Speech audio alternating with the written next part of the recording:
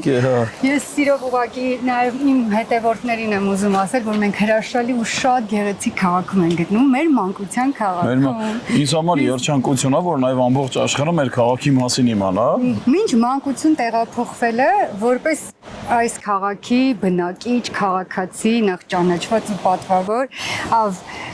ոնց կբնութագրես քո քաղաքը։ Օ, դու իմ քաղաքի ոնց որ հարցնես ոնց կբնութագրես քո տունը, հա։ Ծնողին կամ ծնողիդ, հա, ծնած տեղս աշտարակ, հա։